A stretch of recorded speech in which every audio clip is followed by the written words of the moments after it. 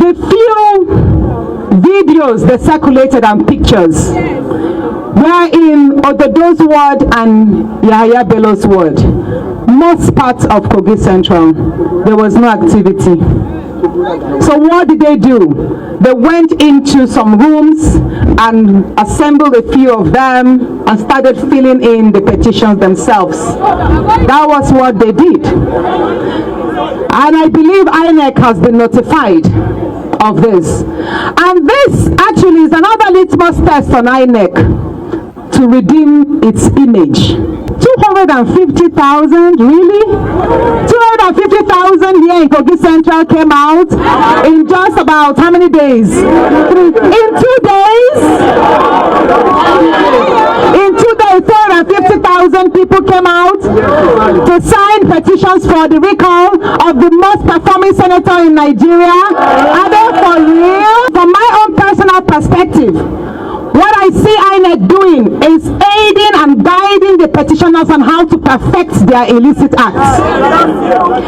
The first time the petition was submitted, they didn't have address, phone numbers, and all of that. So we ran a check on the status of registration of the association, which sponsored my recall, Kogi Central Political Frontier. And the CAC report came negative that association is not registered. So I'm still waiting. I'm wondering why INEC has not yet made a statement to that effect.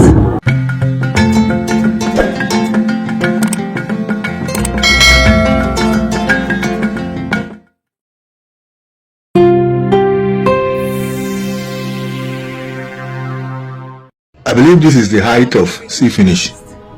Governor placed a curfew, make people not come out. Then obey Natasha, Senator Natasha, and disobey the governor.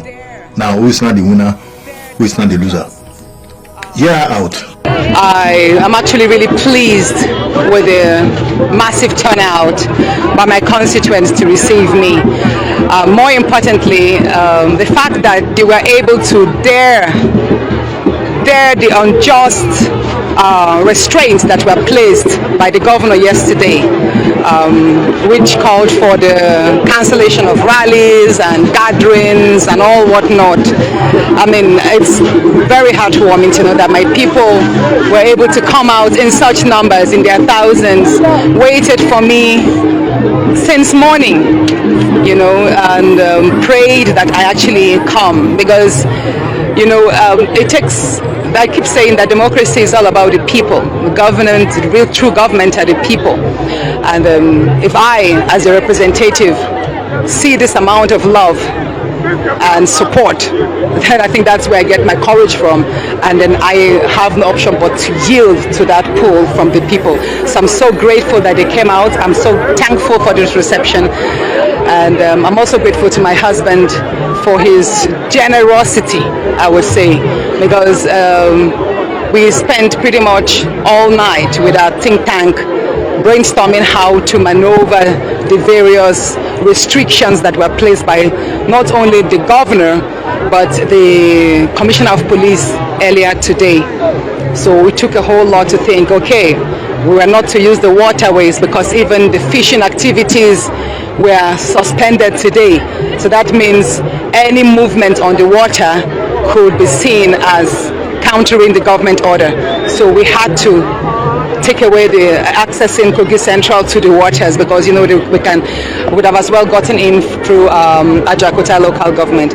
And then we thought the roads, we saw the list of all the roads that were going to be barricaded from the east, west, south and north. We knew there was no way we could enter the state. The only option we saw was through air.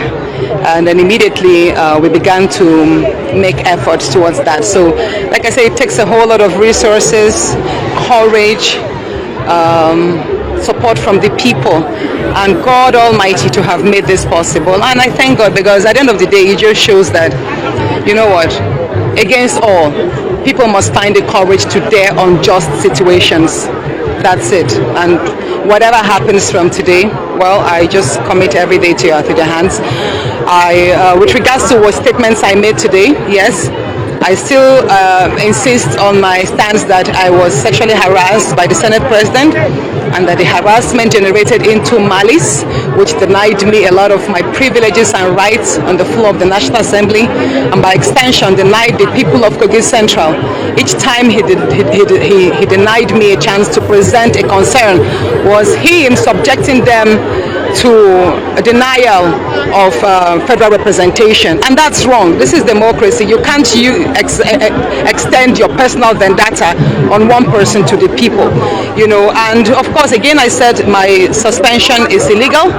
It's unjust because it contravenes the Nigerian Constitution and even the Senate rules that says the senator should be suspended for just 14 days. Why 6 months? Especially when there are a series of court precedents, you know, in Ali Ndume and Omar Agege's cases. You see that the courts have time after time said you cannot suspend a senator that is duly elected. You cannot, and if you have to apply by the Senate rules, then it will be 14 days. And that's, again, for very serious offenses. So when they say that I was suspended, not for the sexual allegation, but for gross misconduct, the question again is, what exactly did Senator Natasha Apoti do on the floor of the Senate that amounts to gross misconduct? I didn't fight.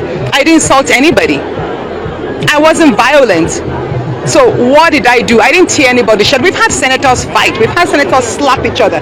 We've had senators tear clothes, throw things. In short, even the last 2 weeks, you've seen a whole lot of deep-heated debates on the floor. But nobody was suspended. Why? Because I'm a woman? Or why? Because I'm a minority among minority? Because when you talk about the larger tribe, ethnicities there, you have about 20 Yoruba senators, the Hausas, you have a lot of them, but I'm the only one there. So why? I'm actually even very disappointed that my senators from Kogi, especially the senator from Kogi West, took it upon himself. He did not even mention the fact that Senator Karimi also cooked up a report trying to label me as if I'm a KGB agent infiltrating the National Assembly to disrupt the 10th Assembly and democracy.